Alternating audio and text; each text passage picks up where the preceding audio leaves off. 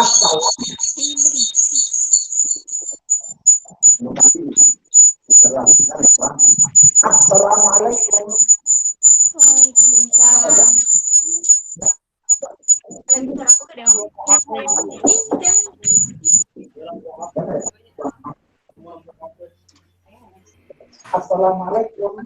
Waalaikumsalam. Assalamualaikum. Waalaikumsalam. Waalaikumsalam. Waalaikumsalam.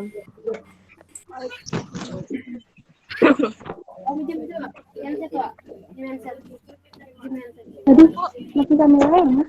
Mati kamera.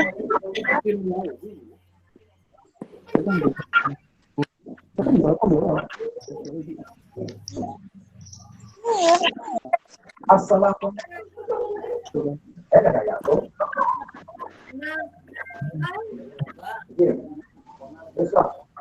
Assalamualaikum. Salam. Waalaikumsalam. Assalamualaikum. Waalaikumsalam. Assalamualaikum. Mute, boy, mute.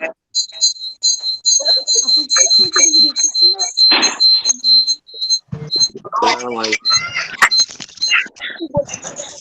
Mute. Mute.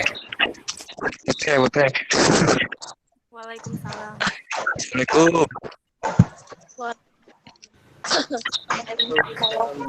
Waalaikumsalam.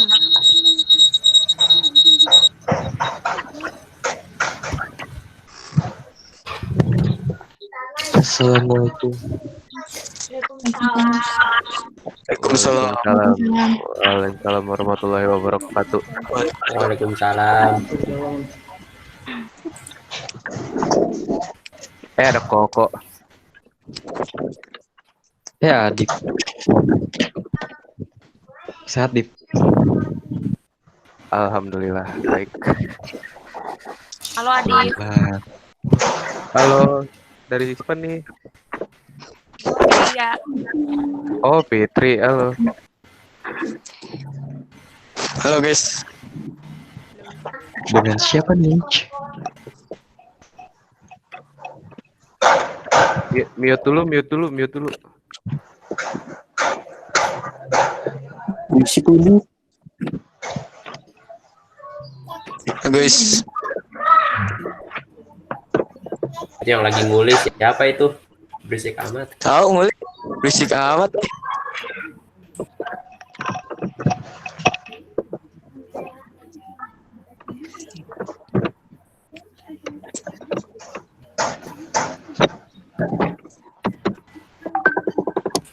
Alam ambil minum.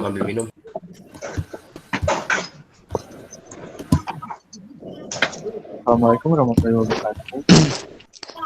Waalaikumsalam. Waalaikumsalam. Assalamualaikum. Hitung berisik deh. Waalaikumsalam. Itulah Raffi mengingatkan ini dan apabila ada pertanyaan saya menyampaikan yang kesempatan oleh kita.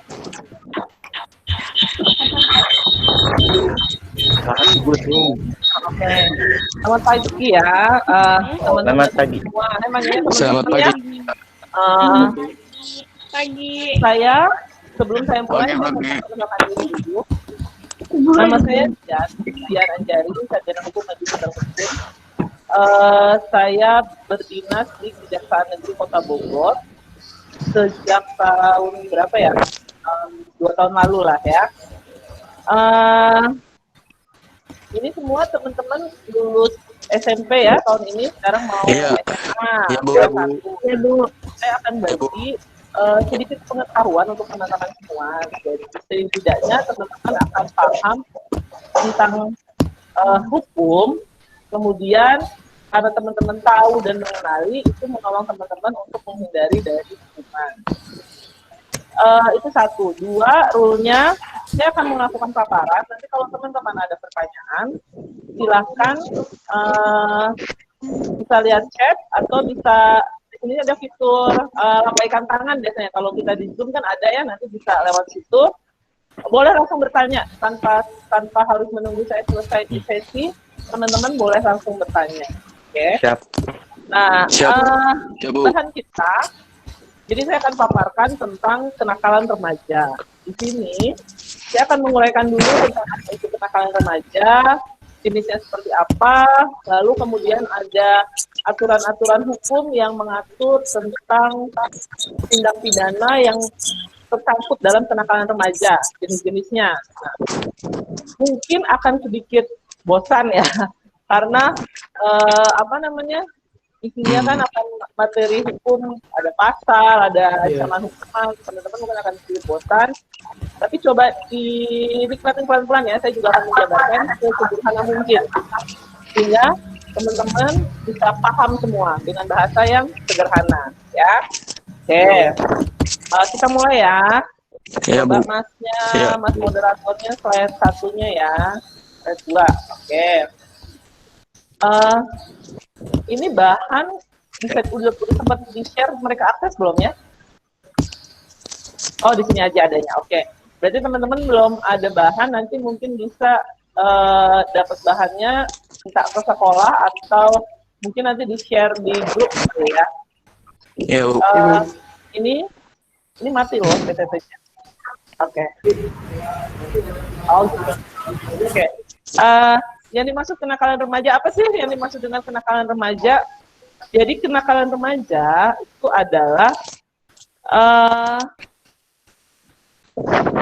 psikologis sosial dari para remaja yang disebabkan oleh salah satu bentuknya pengabaian sosial. Akibatnya mereka berkembang dengan perilaku menyimpang. Nah, kenakalan remaja ini bisa diartikan juga kumpulan dari perilaku remaja yang tidak dapat diterima secara sosial. Jadi tindakan tingkah laku remaja yang kemudian itu tidak diterima oleh masyarakat, bahkan cenderung nantinya menjadi tindak kriminal, ya. Nah, Ya, Bu.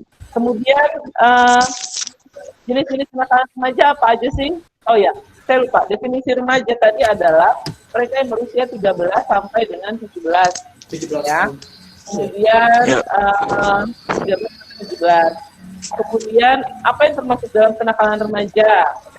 Yang termasuk dalam kenakalan remaja adalah misalkan 1, penyalahgunaan narkotika, kemudian 2, seks bebas, dan 3, tawuran antar pelajar. Ya, nah, penyebab dari kenakalan remaja itu apa? Penyebab dari kenakalan remaja itu antara lain krisis identitas dan kontrol diri yang lemah. Artinya apa? Kadang suka nggak sih teman-teman galau sendiri gitu loh. Kalau di TikTok ya ada kamu siapa gitu kan? Nggak kenal siapa. Kadang kita pengen bisa perfect kayak teman kita, pengen ngikutin idola kita, role model kita, ya kan? Kita nggak tahu siapa kita, mau jadi apa, sifat kita kayak gimana. Nah, ini kadang membuat kita yang galau, kemudian kita jadi larinya misalkan karena kita nggak tahu, kita galau, kita nggak punya kontrol diri yang lemah, kemudian ditambah ada faktor eksternal, misalkan komunitas dan lingkungan yang tidak baik. Kita yang galau masuk ke lingkungan yang tidak baik, jadinya gampang dipengaruhi oleh orang lain. Akibatnya apa? Kita ikut dalam kelompok mereka. Kita ikut dalam kelompok mereka, maka jika mereka arahnya negatif, itu pun akan terbawa negatif. Ya, jadi tadi penyebab terjadinya kenakalan remaja, selain faktor internal adanya krisis identitas dan kontrol diri kita yang lemah, ada faktor eksternal berupa keluarga, teman sebaya yang kurang baik, dan peer group. Peer group itu kelompok komunitas kita yang kurang baik. Nah, makanya saya mau bilang sama teman-teman semua, bukan kita memilih teman, tetapi bergaulah yang benar. Karena pergaulan yang baik akan membawa kita ke arah yang baik, tapi pergaulan yang salah akan membawa kita ke arah yang salah. Nah, jadi ketika kita tahu, misalkan, kita melihat ada kelompok teman kita yang mungkin dia sebentar sudah memakai narkotika atau mereka suka nongkrong kemudian minum minuman keras, nah jangan justru kita datang ke sana dan berteman gitu loh. Jangan kita menjadi pahlawan untuk dengan mengatakan bahwa mungkin dengan masuknya saya bisa mengubah mereka. Sepanjang kita belum bisa meyakinkan diri bahwa kita ini cukup kuat ya. Gitu. Jadi bukan saya menganjurkan memilih teman, tetapi teman-teman harus bisa menyaring kelompok peer group yang teman-teman ingin ikuti supaya membawa pengaruh positif kepada kita. Ya. Kemudian ini tadi ya rinciannya ya. Karena waktunya terbatas, kita cepat. Kemudian cara mengatasi kenakalan remaja. Nah, cara mengatasi kenakalan remaja gimana? Teman-teman coba tanya dulu sama diri masing-masing ya. Teman-teman harus punya, saya mau bilang role model, contoh ya yang baik. Adanya motivasi dari keluarga, guru, dan teman untuk kita mencontoh keteladanan dari role model kita. Siapapun itu yang baik, itu yang kita contoh, dan kemudian teman-teman punya motivasi untuk bertindak positif, setidaknya mengikuti hal yang positif. Kemudian yang di luar kita, adanya kemauan orang tua untuk membenahi kondisi keluarga. Ini teman-teman kan nggak bisa milih ya, kita nggak bisa ngatur faktor luar kita, misalkan keluarga, tetapi setidaknya dari kita sendiri, kita bisa melakukan poin 1 dan 2. Kemudian poin 3, remaja harus pandai memilih teman dan lingkungan yang baik. Kemudian remaja membentuk ketahanan diri agar tidak mudah dipengaruhi oleh orang lain. Nah, ini poin-poin tentang pengertian kenakalan remaja, penyebab kenakalan remaja, definisi remaja. Saya pikir teman-teman udah ada gambaran ya. Kemudian tindak pidana apa sih yang bersangkutan dengan kenakalan remaja? Nah, tindak pidana yang bersangkutan dengan kenakalan remaja antara lain 1, narkotika. 2, persetubuhan atau pencabulan anak di bawah umur. Ya, ini nanti akan kita bahas. Kemudian tindak pidana pembunuhan, tindak pidana kekerasan terhadap anak, tindak pidana penganiayaan, tindak pidana di muka umum secara bersama-sama melakukan kekerasan. Ini contohnya tawuran. Tindak pidana membawa senjata api, senjata tajam, perbuatan tidak menyenangkan, pornografi, dan cyber. Nah, tindak pidana narkotika, saya tidak mau bahas panjang di sini, karena besok ada jatahnya dari Polres Bogor untuk membahas tentang tindak pidana narkotika. Ya kan? Nah, sekilas saja, nanti bisa dibahas. Kalau saya bahas sekarang, buang waktu ya. Kita langsung ke tindak pidana persetubuhan, Mas. Page 18 ya. Sekitar 18 ya, coba ya. Nah, kelewat. Tindak pidana persetubuhan anak di bawah umur. Oke. Nah, ini ya. Teman-teman sekarang usianya berapa? Kalau SMA kelas 1 tuh berarti umurnya 16 ya. 15. 16. 15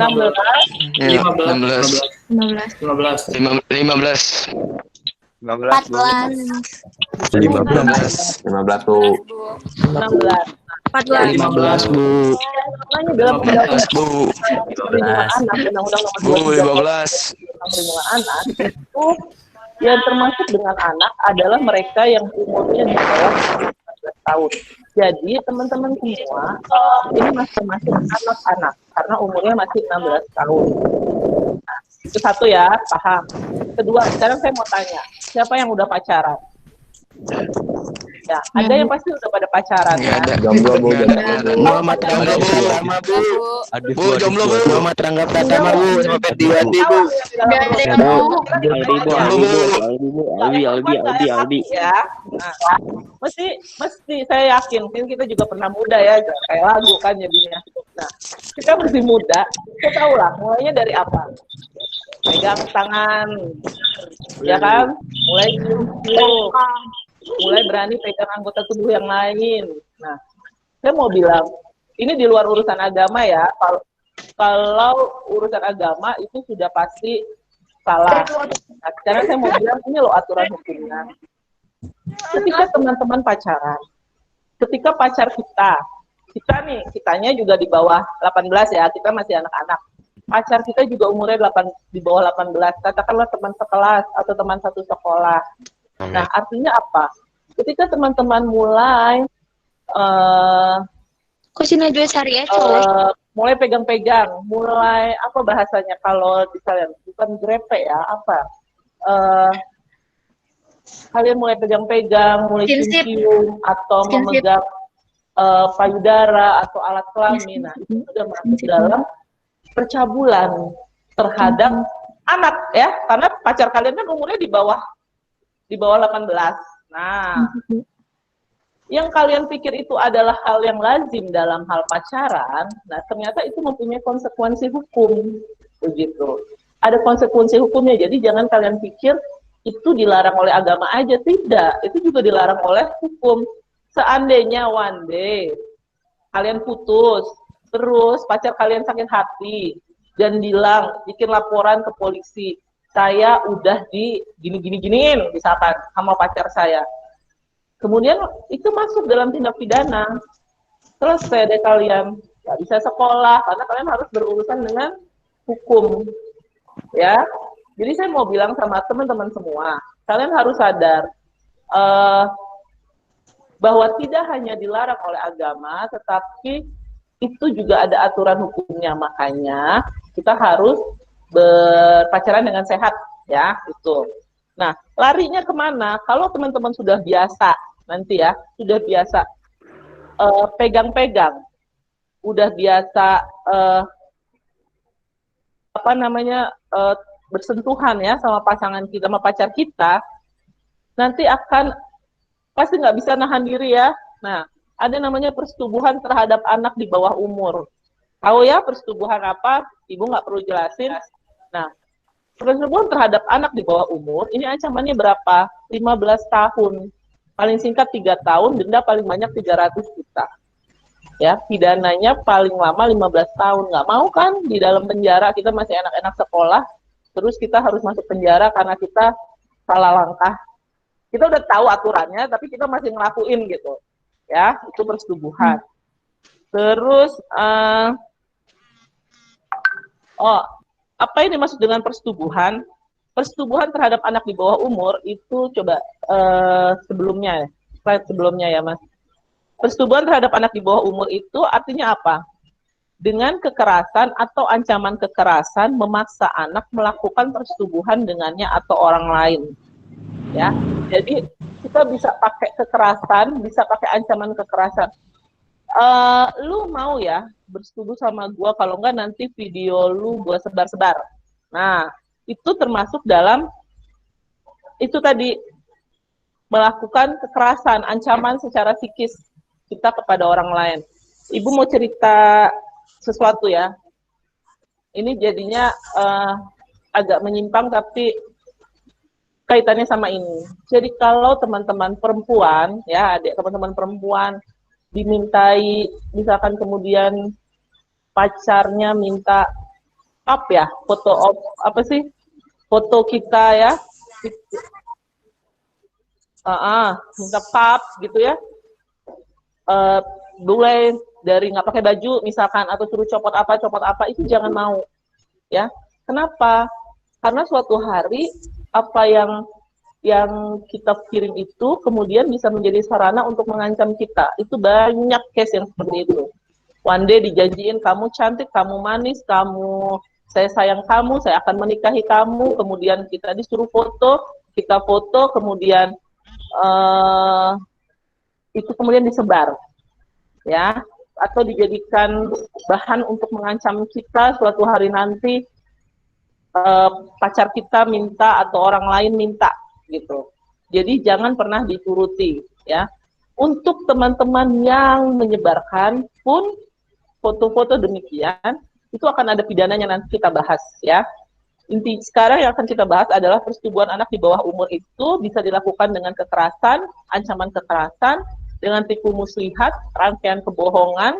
Tadi seperti tadi bilang kamu cantik, kamu manis, saya mau nikah sama kamu, saya sayang sama kamu, gitu kan. Saya akan tanggung jawab. Nah, jangan pernah percaya, itu namanya gombal ya. Jangan pernah percaya. Itu ancamannya tadi apa? 15 tahun, paling lama, paling singkat 3 tahun. Kemudian selanjutnya ada pencabulan di bawah umur. Nah, ini tadi kalau pencabulan, teman-teman pegang-pegang aja itu sudah masuk pencabulan ya. Jadi jangan pernah lakukan itu. Kenapa? Kita nggak pernah tahu. Satu itu salah, itu melanggar hukum, itu udah jelas ya. Ketika kita melakukan itu, kita nggak tahu pasangan kita kemudian akan melaporkan kita atau tidak, atau nanti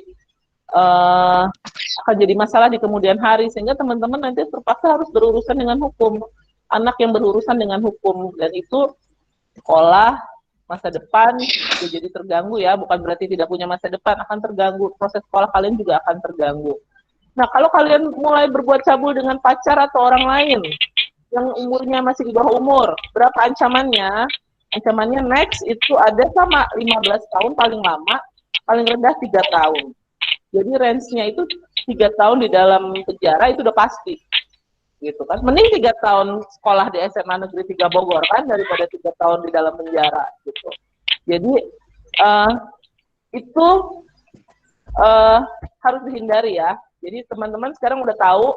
Jadi kalau kalian misalkan punya pacar atau ada teman kalian, nggak usah pacaran, ada teman kalian PPM ya, teman tapi mesra, kalian tuh ingin melakukan sesuatu, kalian yang perempuan harus udah bisa untuk menghindar ya, untuk tidak melakukan itu, karena itu ada ancaman pidananya. Teman-teman yang laki-laki juga tahu bahwa itu ada ancaman pidananya. Jadi jangan pernah melakukan itu sama siapapun, sama teman, sama saudara, sama jangan pernah ya.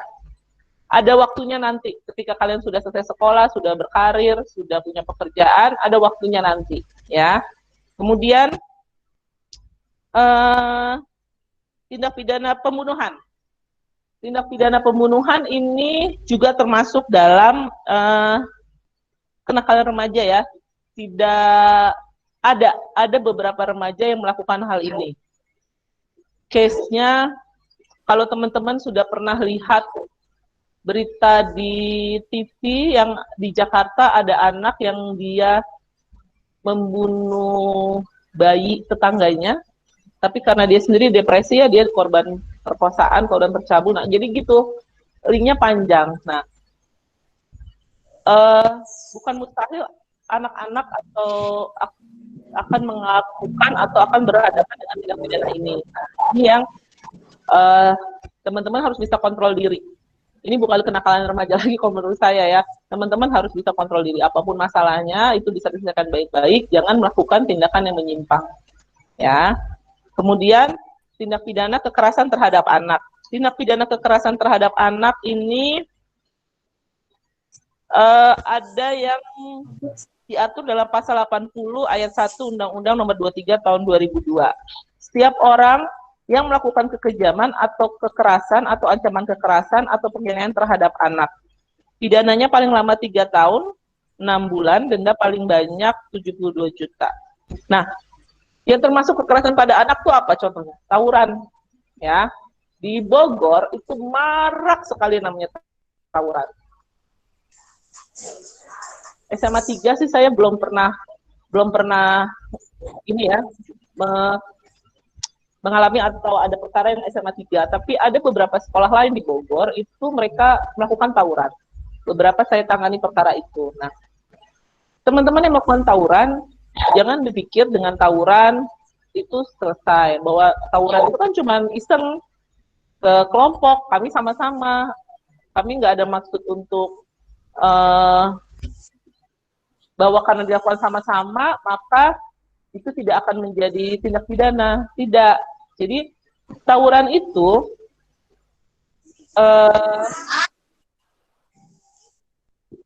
bukan adalah tindak pidana. Jadi, mau teman-teman melakukannya termasuk dalam kekerasan terhadap anak.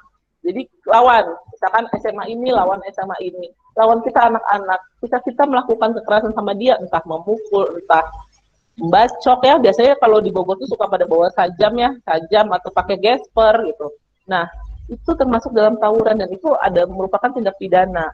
Ya, ada beberapa anak SMA di Kota Bogor ya, memang SMA swasta saya tangani, yang mereka masuk ke dalam penjara. Gitu. Karena korbannya ada yang luka berat, ada yang tangannya putus. ya, ada yang tangannya putus, ada yang luka berat, ada yang meninggal, itu ada korbannya. Nah, apa sih yang bagus dari tawuran ya? Maksud saya, teman-teman harus bisa menghindari. Kenapa? Karena kalah jadi abu, menang jadi arang gitu loh. Nggak ada untungnya buat berdua. Suatu saat mungkin kita yang akan menjadi korban, kita yang kalah dalam tawuran. Sementara mungkin saat ini kita menang, tapi suatu saat kita yang kalah. Tawuran itu termasuk dalam kekerasan terhadap anak.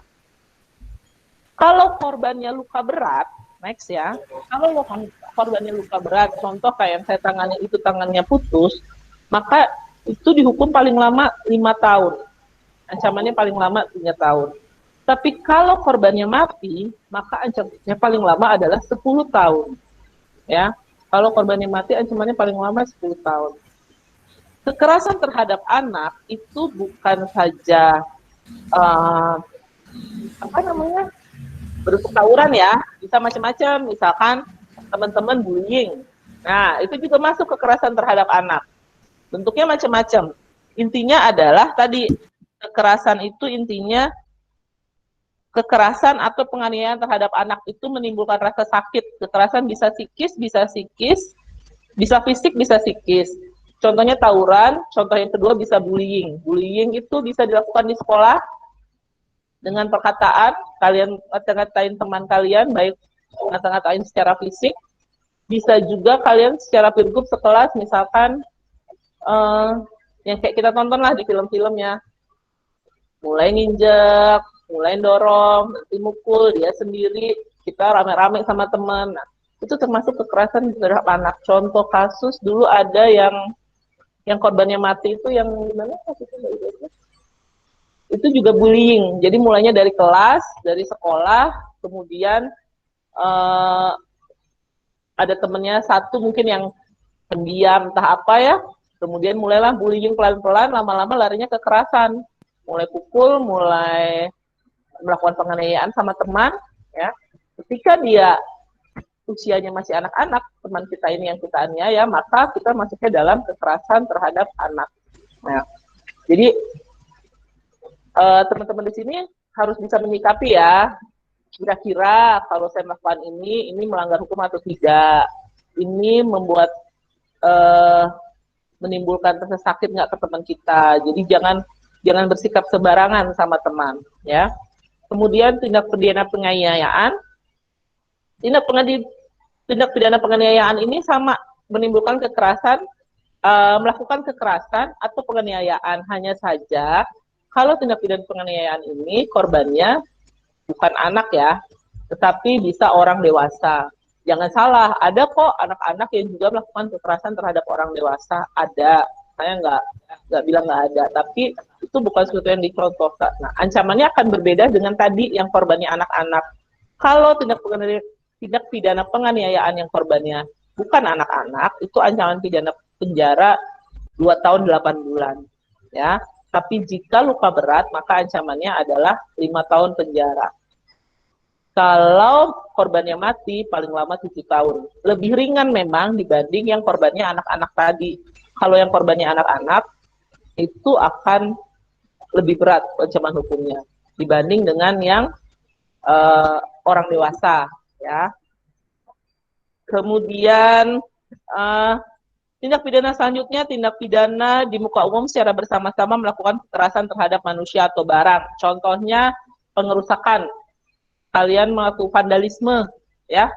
Teman-teman lewat di mana ada ruko, ada apa, kalian tendangin, atau ada mobil, kalian rusak, kalian pecahkan. Ya, sering kan kayak gitu kan, jalan sama geng, sama teman-teman kalian, mulai deh satu iseng, ya, mulai melakukan vandalisme tuh, merusakin, ada mobil, udah yuk kita giniin yuk, pecahin misalkan.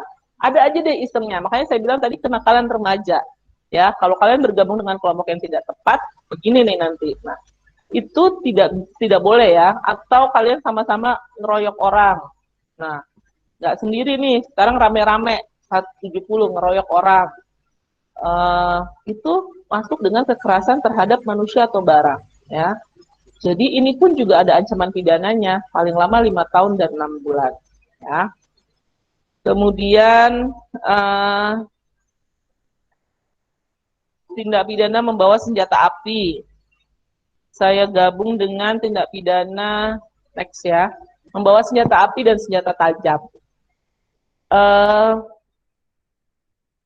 Ada beberapa teman kita dari sekolah lain di Kota Bogor yang kalau sekolah bekalnya nggak cuma buku sama alat tulis, tetapi juga membawa senjata tajam. Senjata tajamnya itu kadang mereka buat sendiri. Kenapa mereka bawa itu? Karena suatu hari ketika mereka pulang dari sekolah, mereka mau tahu. Ya, jadi kalau sekolah bawanya alat-alat sekolah, ya, kecuali kita petani, tukang arif atau berhubungan sama pekerjaan kita tukang daging, bisa lah kita bawa ya. Tapi kalau kita anak sekolah, bawanya alat sekolah. Kalau teman-teman bawa senjata tajam, semacam parang, celurit, itu akan kena pidana. Apalagi kemudian kalau itu digunakan sebagai alat untuk melakukan kekerasan, termasuk juga senjata api. Senjata api di sini termasuk api teman-teman nggak boleh punya izin untuk bawa ya. Orang tua dengan syarat itu bisa, tetapi apalagi anak-anak. Jadi jangan kita mau show up ke teman-teman kita, terus kita bawa benda-benda seperti itu, ya kan, mau pamer ceritanya nih, kita cuma mau pamer kok, ada di balikin ke saya, itu nggak boleh ya, tidak boleh membawa senjata api maupun senjata tajam. Ancamannya apa kalau kita bawa senjata api? Kalau kita bawa senjata api, itu kita kena undang-undang darurat. Ancamannya apa? Hukuman mati atau hukuman penjara seumur hidup, atau hukuman penjara setinggi-tingginya 20 tahun. Begitu. Kalau kita bawa senjata tajam, ancaman pidananya itu paling tinggi 10 tahun. Sama. Ya. Jadi, ada ancamannya. Kemudian, tindak pidana pornografi. Tadi di depan saya sudah ada sempat cerita sama teman-teman soal penyebaran kontennya tadi. Nah, teman-teman, kalau teman-teman siapa di sini yang suka akses Pornhub? Pasti ada. Yang nggak tahu bagus kalau nggak tahu ya. Nah, teman-teman kalau punya konten negatif pornografi, jangan disebar ya. Kenapa? Karena itu bisa menjadi tindak pidana. Akan di-track. Sekarang tuh udah canggih. Kalau teman-teman bisa dapat file, kemudian upload, kita juga bisa nge-track loh siapa saja yang sudah share. Nah, ini nanti masuk ke dalam UU ITE ya. Tapi untuk yang pornografi ini, teman-teman nggak bisa.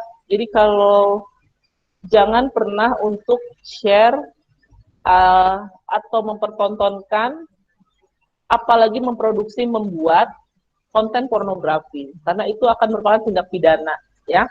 Setiap orang yang memproduksi, membuat, memperbanyak, menggandakan, menyebarluaskan, menyiarkan, mengimpor, mengekspor, menawarkan, memperjualbelikan, menyewakan pornografi diancam pidana paling singkat 6 bulan, paling lama 12 tahun.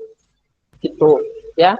Jadi teman-teman jangan bikin kayak gitu. Misalkan ya tadi saya cerita, bujuk temennya yang perempuan gitu kan, dengan kata-kata manis ya, kemudian akhirnya dibikinlah video. Nah, itu kan maksudnya membuat. Dapatlah satu yang buat nih pacarnya, disebarlah ke temennya. Nah, udah kena tindak pidana apa tadi? Menyebarkan kan? Kemudian ada lagi yang iseng, diduplikasi, diperbanyak, kemudian disebar lagi. Nah, itu semua termasuk dalam tindak pidana pornografi. Itu dipidana penjara paling lama 12 tahun. Ada yang mau di dalam penjara 12 tahun, enggak kan? Nah, ya. Terus pasal 32 itu disebut setiap orang yang memperdengarkan, mempertontonkan, memanfaatkan, memiliki atau menyimpan produk pornografi itu diancam pidana paling lama 4 tahun. Nah, jadi enggak ya, jangan membuat, jangan menonton, dan jangan menyebarkan. Olah aja dulu kita yang benar ya. Nah, kemudian tindak pidana cyber atau ITE, ini teknologi informasi. Jadi tadi sekarang zamannya udah beda. Kalau dulu orang akan bilang mulutmu harimaumu, sekarang jarimu harimaumu. Teman-teman udah sering kan dengar beberapa orang yang kemudian terpaksa berurusan dengan hukum karena dia mengupload atau menyebarkan berita dengan caption yang itu caption yang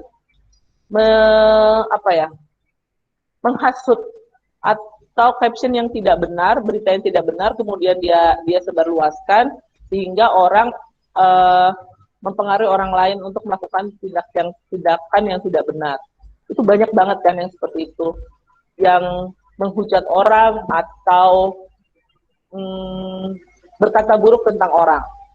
Nah, hal-hal seperti itu kemudian akan beralih menjadi urusan hukum. Banyak sih memang selama ini sangkutannya sama politik ya, tetapi tidak menutup kemungkinan ketika teman-teman mulai nih sekelas berantem sama teman, kemudian upload di medsosnya, di IG-nya atau di Facebook-nya, ya kan? Mulailah nulis kalau misalkan si X itu begini.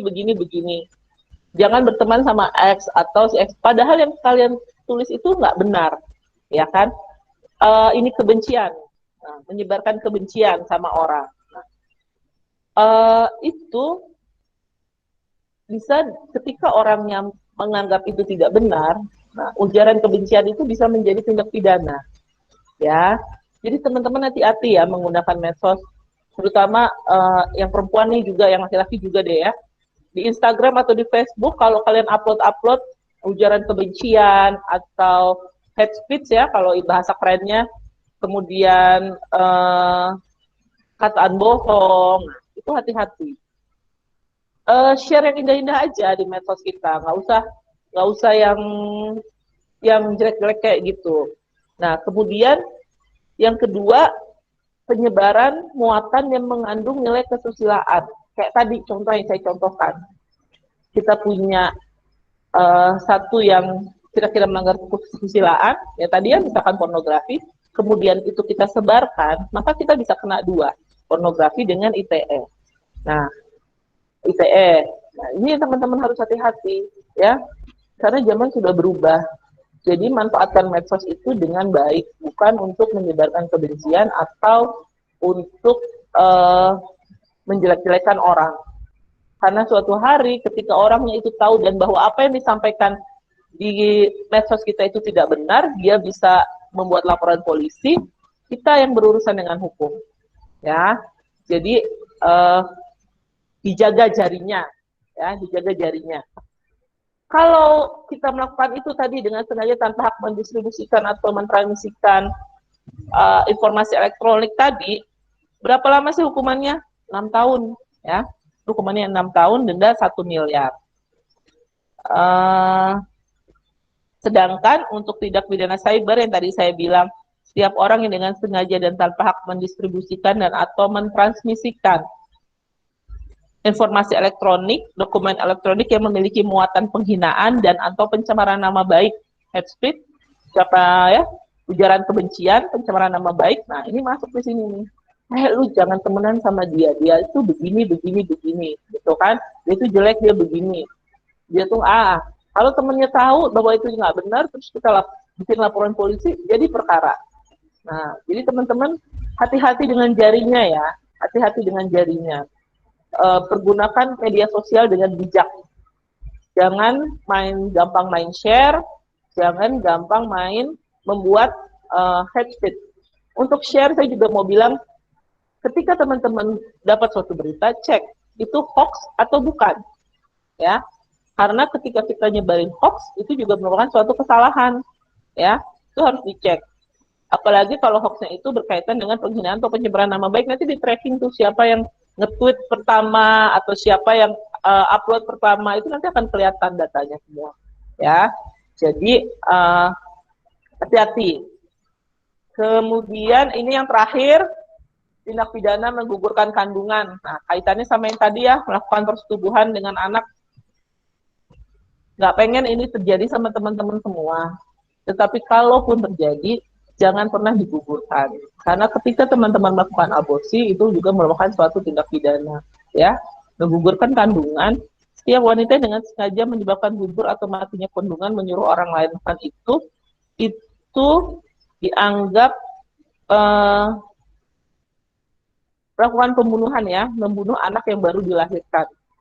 Itu dipidana dengan pidana paling lama 7 tahun. Ya, jadi kalau kita udah buat salah nih, melakukan persetubuhan, jangan lagi kita tambah salah kita dengan menggugurkan kandungan, ya, berani berbuat, berani tanggung jawab, gitu. Nah, kira-kira itu adalah tindak pidana yang berkaitan dengan kenakalan remaja yang mungkin teman-teman akan hadapi suatu hari nanti atau tergoda untuk melakukan. Saya mau bilang itu jangan dilakukan, ya. Sekarang teman-teman udah tahu yang salah, yang benar, ya. Kalau teman-teman udah tahu, berarti mulai sekarang belajar untuk menghindari dan tidak melakukannya, ya. Kira-kira begitu. Ada pertanyaan? Bagi yang mau memberikan pertanyaan bisa melalui chat.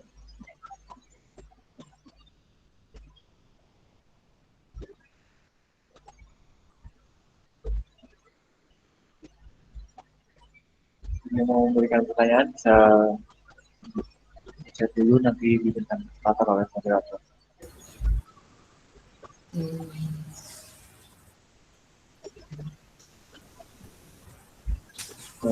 Ada yang bertanya, Bu? Apa? Dari Rich Kevin Sultan. Bahaya pornografi apa ya, Bu? Bahaya pornografi. Nah, teman-teman tahu nggak bahaya pornografi? Sekarang gini saya tanya. Siapa tadi namanya? Rich Kevin Sultan. Namanya susah ya, Zulkar deh. Nah, Zulkar suka nggak? Sultan. Oh, Sultan. Kalau teman-teman yang suka nonton, ya, pasti kebawa dong ke pikiran, ya. Secara psikologis itu bahaya. Kenapa? Belum waktunya teman-teman untuk menonton atau mengakses, ya, mengakses segala sesuatu yang berbau dengan pornografi. Belum waktunya. Ketika sesuatu dilakukan sebelum waktunya, maka secara psikologis pasti berdampak sama teman-teman. Berpikir, misalkan, kemudian menjadi edik, ketergantungan. Kalau nggak nonton, sehari aja kepikiran, misalkan. Jadi edik, ya, jadi kecanduan. Kemudian ada keinginan untuk melakukan, karena penasaran, ya, ada penasaran. Kalau sudah punya keinginan melakukan, artinya apa? Kan harus ada lawan, ya kan? Nah, jika harus ada lawan, itu akan mengganggu apa? Mengganggu ketertiban umum, maka akan menjadi tindak pidana.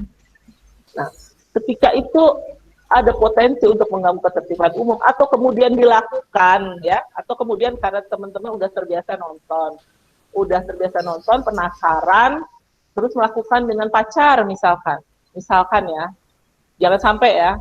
Nah, itu kan salah. Tadi saya udah bilang, apalagi kalau pacar kita di bawah umur, maksudnya apa? Persetubuhan terhadap anak atau percabulan terhadap anak. Nah, bahaya dong. Bahayanya di mana? Mengganggu ketertiban umum. Orang menjadi satu, buat korbannya dirugikan, ya kan? Kedua, apa yang kamu lakukan itu salah di mata masyarakat. Ya, ada norma yang dilanggar, norma susila dan norma hukum. Nah, itulah yang membuat ini menjadi berbahaya, karena kalau itu terbiasa dilakukan, maka akan mengganggu ketertiban umum. Ada lagi? Ada lagi, Bu, dari Mauladi Fadilah. Kenapa usia konsensus di Indonesia 18 tahun? Sedangkan misalnya di Jepang usia konsensus itu 13 tahun. Oke. Di kita sendiri berbeda-beda, ya, definisi tentang anak. Jadi kalau itu pasti ada pertimbangan dari mereka yang membuat undang-undang, karena itu kalau menurut saya pribadi itu ada faktor lingkungan dan keinginan untuk menjaga, apa ya, semakin tinggi range anak itu kan, maka perlindungan terhadap anak itu semakin besar, ya. Jadi untuk undang-undang perlindungan anak itu ancamannya minimalnya itu 18 tahun. Tetapi di undang-undang lain misalkan di pidana untuk sumpah ya itu 14 tahun gitu. Berbeda-beda untuk setiap aturan hukumnya. Tapi saya pikir semakin lama seseorang dianggap dewasa, sekitar 18 tahun ya, itu malah baik saya pikir. Artinya apa? Ada hukum yang melindungi anak-anak ini lebih lama. Bayangin kalau misalkan umur 13 tahun, kemudian terjadi tindak pidana terhadap anak ini ketika umur 14 tahun, maka pelaku ini hanya akan diancam dengan ancaman untuk orang dewasa kan. Sementara kalau kita di Indonesia, karena diancam dengan batas usia anak itu 18 tahun, maka ketika itu dilakukan di umur 14 tahun, kita dilindungi dengan Undang-Undang Perlindungan Anak, ancaman pidana untuk pelaku menjadi lebih tinggi. Gitu. Yang lagi Bu, dari Indira Aryati. Kalau misalnya dia mengandung karena diperkosa bukan karena kemauan dia, kita sesuai konsensus dia, lalu mengugurkan kandungan, apakah tetap salah? Ya, tetap salah ya. Jadi di sini dalam undang-undang ini tidak disebutkan dan menggugurkan kandungan apa penyebab keguguran atau apa namanya. Dalam undang-undang tidak disebut kalau yang misalkan akibat perkosaan maka diizinkan untuk digugurkan, tidak. Ya, tidak ada. Wanita yang dengan sengaja, di pasalnya gini, wanita yang dengan sengaja menyebabkan gugur atau mati kandungannya atau menyuruh orang lain menyebabkan itu ya. Kemudian itu aja udah dipidana. Ayat 348 yang menyebabkan gugur atau mati kandungan seorang wanita dengan izin wanita itu. Nah, walaupun si ibu yang hamil yang mengandung ini juga mengizinkan, itu juga salah, ya.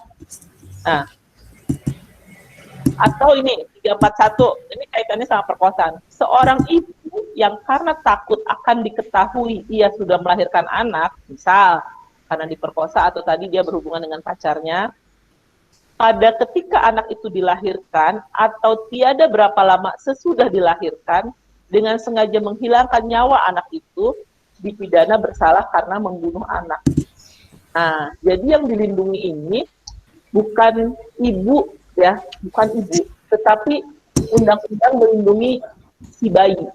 Nah, either itu korban perkosaan atau bukan, yang dilindungi adalah bayi. Jadi nyawa bayi pun itu dihitung sebagai satu kehidupan ya oleh undang-undang. Jadi itu yang dilindungi. Makanya walaupun walaupun anak ini adalah korban perkosaan, dia tetap mendapat perlindungan hukum, sehingga ketika orang menggugurkan, maka dianggap dia sudah melakukan pembunuhan terhadap satu nyawa. Makanya itu tetap dipidana. Mungkin nanti akan menjadi dasar memperingan hukuman adalah bahwa ibu ini merasa depresi atau apa karena dia menjadi korban perkosaan, merasa malu atau apa, tapi tetap akan dipidana. Nanya di luar hukum juga boleh ya, kejaksaan gimana atau apa gitu, atau gimana caranya, boleh kok teman-teman kalau mau tanya. Ada yang bertanya Bu, tentang lingkungan dari highlight itu mau tanya datang atau pelecehan seksual, hal yang pertama harus kita lakukan itu apa ya Bu? Sedangkan sekarang banyak masyarakat yang mengetahui konsep. Gimana?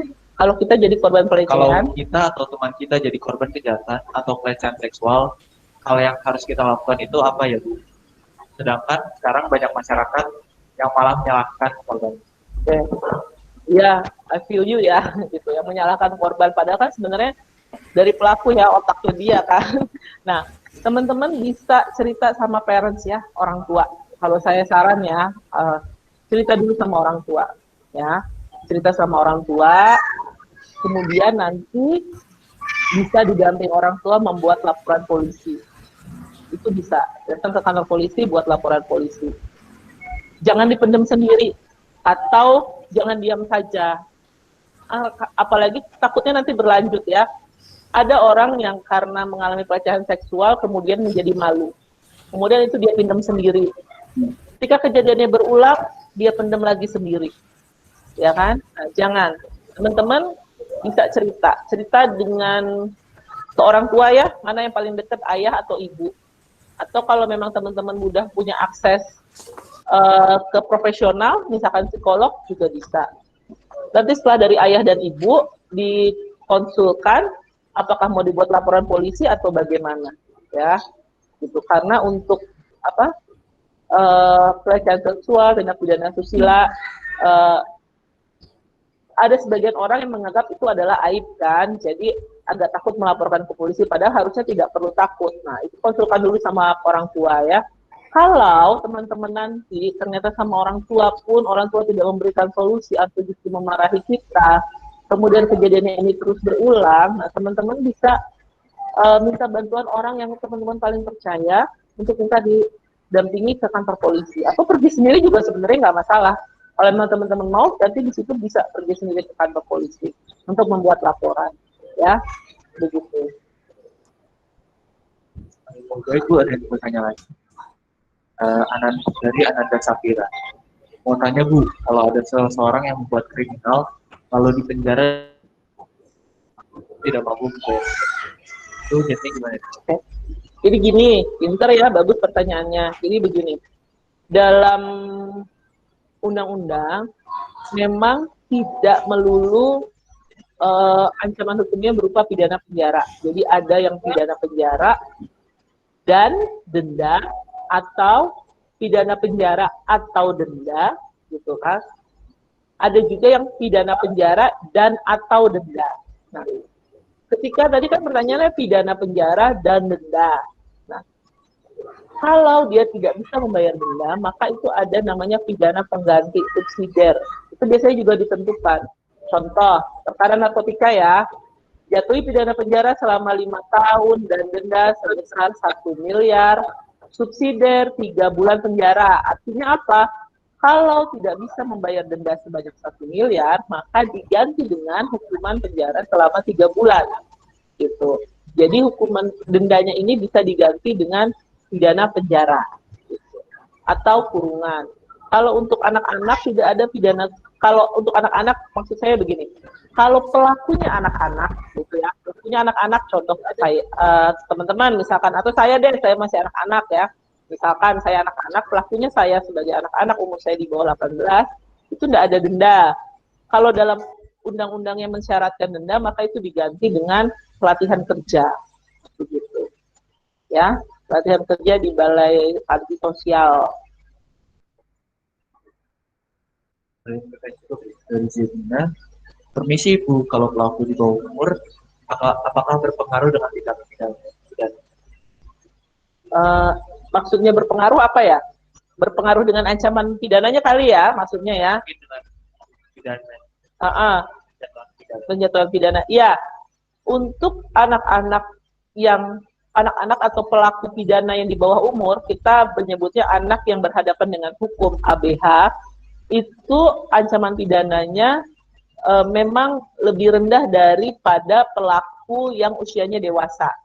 Jadi ancaman pidananya itu setengah dari ancaman pidana bagi pelaku dewasa. Karena masih anak-anak ya. Tapi kalau dia sudah dewasa, full sesuai undang-undang. Baik Bu,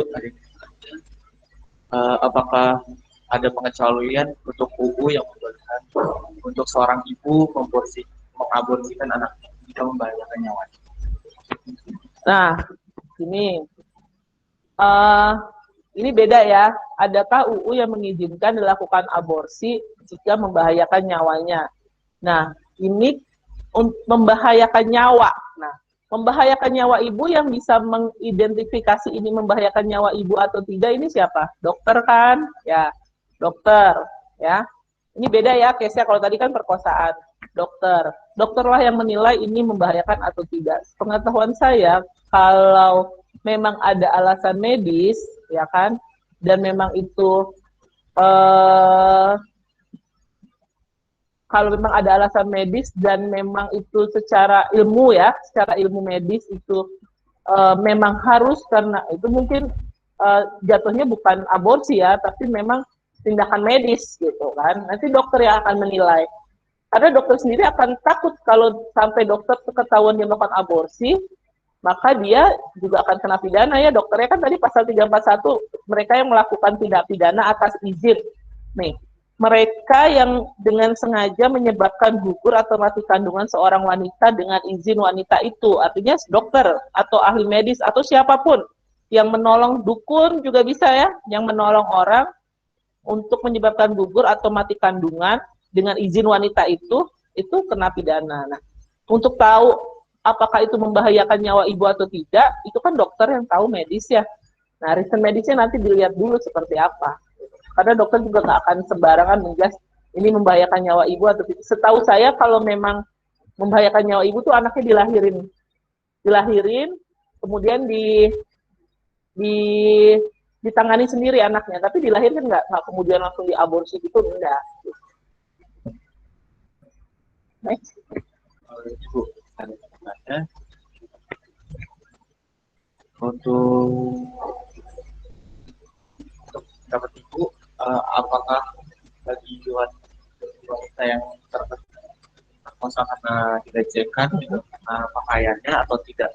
Jadi apakah pakaian menentukan seseorang wanita itu diperkosa atau tidak?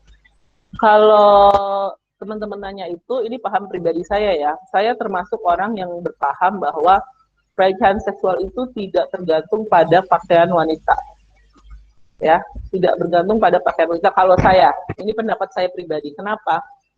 Karena ada museum, kalau teman-teman tahu ya, bahwa ketika mereka yang diperkosa itu bahkan memakai baju biasa pun diperkosa gitu kan, atau mengalami pelecehan seksual, itu lebih kepada ya cara berpikir orang gitu, lebih berpikir pelaku ini loh, mau kita pakai pakaian tertutup sekalipun, kalau memang pelaku ini dia terbiasa untuk pornografi ya, pikirannya dia memang arahnya selalu negatif, selalu ke arah seksual, maka kita mau pakai baju, kita nggak pakai baju pun dia akan melakukan itu. Kalau saya termasuk paham yang menganggap bahwa pelecehan seksual itu bukan karena pakaian, bukan karena kita sebagai wanita. Harus kita bisa kontrol lah. Tiap orang tuh harus bisa mengontrol isi kepalanya, harus bisa mengontrol kemauannya. Nah, sejauh mana dia bisa mengontrol itu? Di luar juga kita sering lihat kan mereka yang pakaiannya minim pun, lalu kalau kita bisa menjaga pikiran kita, tidak ada apa-apa kan yang terjadi gitu. Kira-kira begitu. Ini pendapat saya pribadi ya. Ada yang bertanya, Ibu saya mau tanya, zaman sekarang kan pelecehan seksual lebih marak, tapi kenapa malah tentang pelecehan seksual dihapus? Jadi mungkin tentang rancangan undang-undang penghapusan kekerasan seksual yang sedang marak dibicarakan. Itu setahu saya rancangan itu di hold ya, nggak dibahas lagi di DPR. Jadi saya nggak bisa bilang banyak karena itu sementara di hold. Saya nggak bisa komentar karena begini. Kita kan tahu cuma dari media ya. Saya sendiri belum baca rancangan undang-undangnya itu isi pasal per pasalnya apa. Kadang media itu membuat iya loh ini ada kekerasan seksual undang-undang rancangan, padahal mungkin itu isinya ada yang baik, ada yang bagus mungkin. Karena saya belum baca. Jadi saya nggak bisa kasih komentar, dan sepengetahuan saya untuk sementara waktu rancangan itu sepertinya di hold ya.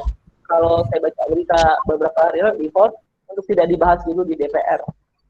Kalau saya. Dari Atalia Raina, Bu saya mau tanya, tadi Ibu bilang untuk pemerkosaan tetap tidak boleh aborsi, tapi bukannya ada UU Kesehatan pasal 75 yang membolehkan aborsi untuk korban pemerkosaan? Dan begini ya, dalam Undang-Undang Kesehatan, nah itu nanti yang menentukan itu saya nggak tahu ya. Dalam Undang-Undang Kesehatan itu ada sanksi pidananya atau tidak. Tetapi sepengetahuan saya, korban perkosaan itu tidak bisa kemudian dihalalkan untuk itu digugurkan, ya tidak bisa, karena yang prinsipnya dilindungi adalah nyawa si bayi, itu prinsip kita, ya nyawa si bayi. Memang secara medis, nanti secara medis nih ya, Itu ada salah satu, kalau undang-undang kesehatan itu ya, dokter itu diperbolehkan aborsi jika gagal KB atau itu merupakan korban perkosaan. Tetapi untuk membuktikan apakah itu korban perkosaan atau karena itu kan butuh pemeriksaan, ya, butuh pemeriksaan lagi. Benar nggak kamu diperkosa kapan? Ini diperkosa kapan? Nah, terutama kalau itu sudah lekat, biasanya dokter nggak akan mau. Ya, event itu korban perkosaan itu nggak akan mau, dan setahu saya tetap nggak akan diizinkan. Karena yang dilindungi adalah nyawa si bayi. Nyawa si bayi. Hukum itu menghargai nyawa walaupun itu bentuk masih bayi. Gitu. Untuk pertanyaan terakhir. Oh, udah terakhir. Kalau ada seseorang yang melakukan tindak pidana, dari mungkin pembunuhan ataupun penyerangan, tetapi setelah diselidiki penyebabnya karena orang tersebut mengalami depresi ataupun misalnya dia melakukan pembunuhan kepada pelaku yang menginginkan dia. Apakah dia akan tetap di penjara atau direhabilitasi di panti sosial atau bagaimana? Dalam hukum itu ada namanya alasan pembenar, alasan pemaaf, ya. Alasan pemaaf itu misalkan orangnya gangguan jiwa atau dia tidak tahu apa yang dia lakukan, ya. Misal saya bilang ke kamu, ambilin tuh sepeda di pojok itu sepeda saya bilang kan, saya bilang sama X, ambilin di pojok itu sepeda saya, tolongin ya ambilin gitu. Padahal itu sepeda bukan punya saya. Nah si X ini pergi ambil, ya kan? Nah pergi ambil, dia mau kasih sama saya, tapi saya kabur. Nah si X ini nggak bisa dipidana, ada alasan pemaaf. Kenapa? Karena dia tidak tahu apa yang dia buat. Dia pikir emang itu adalah benar-benar punya saya, misalkan. Sehingga dia mau ambil. Nah, ada alasan pembenar. Pembenar contohnya adalah polisi atau penyidik yang karena undang-undang bisa melakukan, bisa menembak, ya, misalkan bisa menembak penjahat, kemudian penjahatnya mati, misalkan karena ditembak lagi dilakukan pengejaran, terus matilah tersangkanya ini. Nah, polisi ini nggak dipidana. Jadi ada alasan pemaaf, ada alasan pembenar. Untuk kasus yang tadi ditanyakan, harus dilihat dulu depresinya seperti apa. Jadi tidak serta-merta itu orangnya tidak dipidana. Nanti itu ada analisa medis, ya, namanya visum et psikiatricum. Jadi psikiatri forensik untuk bisa ngetes nih orang memang depresi atau tidak. Depresinya seperti apa? Nah, apakah dia bisa bertanggung jawab atau mempertanggungjawabkan perbuatannya? Nah, orang itu dapat dipidana itu kan kalau dia dapat bertanggung jawab perbuatannya. Ketika hasilnya sudah keluar seperti apa, nah itu nanti mungkin bisa menjadi alasan pemaaf, ya, bisa jadi alasan pemaaf yang kemudian bisa menjadi dia tidak dipidana atau bisa menjadi alasan untuk memperingan hukumannya. Tetapi semua itu harus dibuktikan dulu, ya, harus dibuktikan. Kalau memang dia depresi, ya kita periksa benar depresi atau tidak, begitu. Ya, clear? Sudah selesai kita? Oh, udah. Terima kasih Bu atas ya. penyampaian. Boleh saya satu? Bisa, oke. Untuk teman-teman semua, ya, walaupun waktu kita sedikit dan penjelasan saya benar-benar kulitnya banget, ya, tapi saya harap teman-teman di sini bisa mengambil pelajaran, minimal menambah ilmu pengetahuan untuk yang boleh atau tidak boleh dilakukan, apa yang sebaiknya dihindari atau apa yang sebaiknya dilakukan. Pesan saya satu, coba kenali hukum supaya teman-teman bisa menjauhi hukuman. Kemudian pilih pergaulan yang baik, yang tepat, yang menolong teman-teman menjadi manusia yang lebih positif, ya, menjadi lebih positif dan sebisa mungkin menghindari kejahatan. Jika teman-teman punya masalah, kalian boleh cerita, cari teman yang kalian benar-benar bisa percaya, atau orang tua kalian, belajar cerita sama parents, ya, sama ayah atau ibu, pilih mana yang kalian paling dekat, terutama yang berkaitan dengan pelecehan seksual atau pornografi. Mungkin teman-teman malu, tapi jangan dipendam sendiri. Ketika kejadian itu sudah berulang, teman-teman harus berani, ya, untuk melapor ke polisi, ya, harus berani, begitu. Kira-kira demikian. Selamat menjadi siswa baru, selamat menempuh pelajaran di SMA 3. Semoga apa yang didapat nanti bisa menolong teman-teman untuk sebagai modal ya untuk jalani kehidupan selanjutnya. Demikian, Assalamualaikum warahmatullahi wabarakatuh. Sama-sama ya. Penyampaian materinya diharapkan dengan penyampaian materi ini siswa kelas 10 dapat meningkatkan awareness terhadap kesadaran. Untuk sesi selanjutnya akan dilanjutkan dengan pembuatan esai dan masih atas perhatiannya. Assalamualaikum warahmatullahi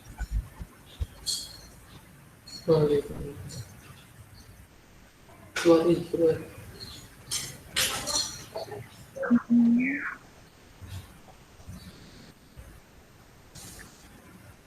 Mana yang angkat mana? Ya udahan kan? Udah, Oke. Oh, kayaknya masih baru.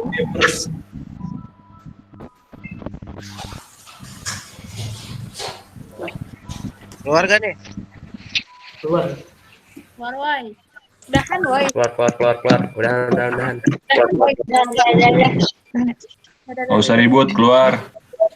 Ganti narasumber kan? Nggak usah berisik, weh. Keluar ya, semua kerjain esainya. Kerjain resumenya. Keluar, woi. Keluar ya. Keluar. Ayo keluar. Ayo keluar. Kerjain esainya. Keluar. Enggak tadi. Kerjain esainya yang benar. Terus aja jangan sampai telat, ayo. Benar. Anjing emang. Esainya banyak. Esainya mana sih? Belum sesuai jadwal. Aduh, gua tidak begitu. Ya, keluar. Ayo pada keluar, woi. Jangan esainya ya.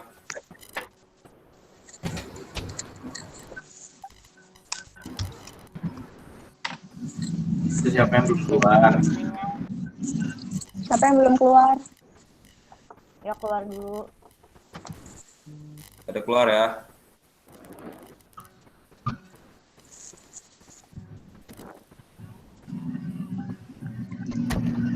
Bisa di-kick kan? Keluar.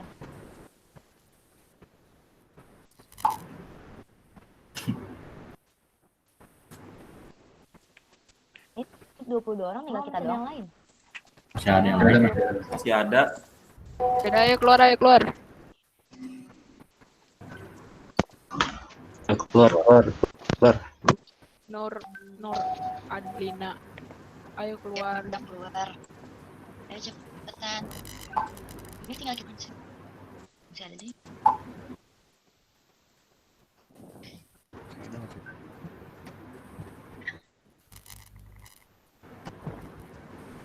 Hai guys.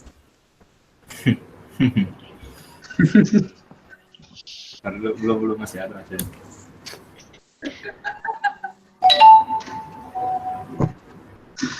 Woi, mabar woi. Banget gua nggak bisa belajar, lu main mabar aja lu. Gua harusnya masuk kelas. Anjir. Enak banget gua nemenin lu main mabar. Tahu ya? Udah ngomong-ngomong. Nggak belajar lu. Ke kelas bilah ini. Mending Alhamdulillah. ke kelas Butina.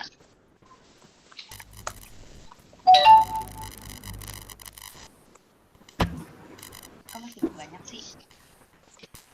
Ya tuh guys, keluar aja. Ngapain sih nih, kalian masih ada tugas.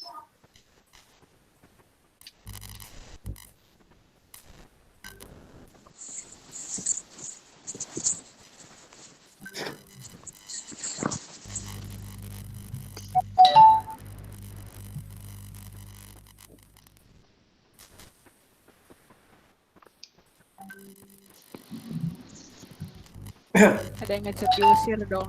Lu pikir aja.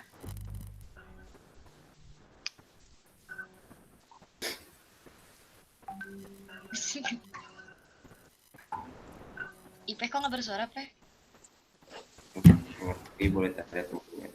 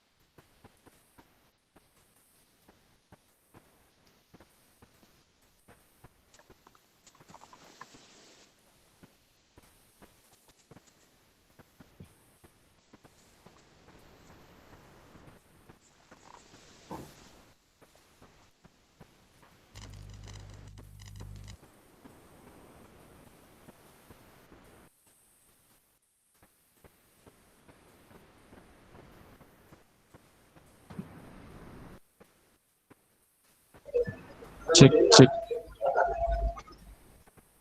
Jadi di share gak itu?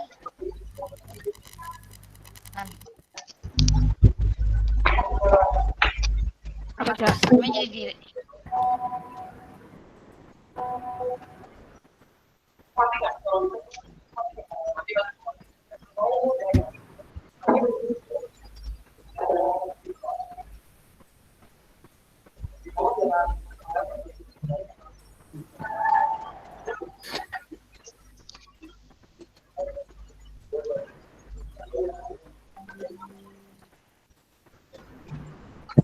Cek, cek.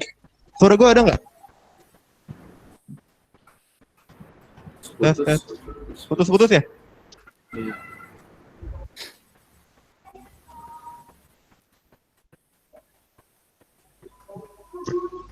Gila, parah banget hari ini, parah. Kacau banget.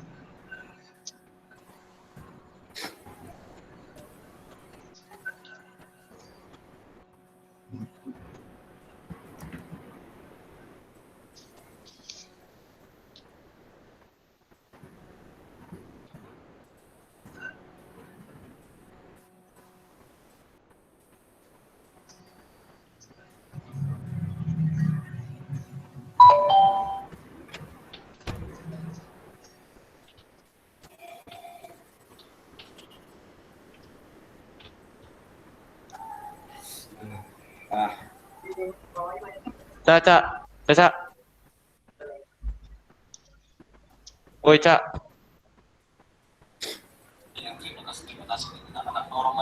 Tahu ya, woi si Caca, dipanggil. Buset deh. Gak denger ya. Iya.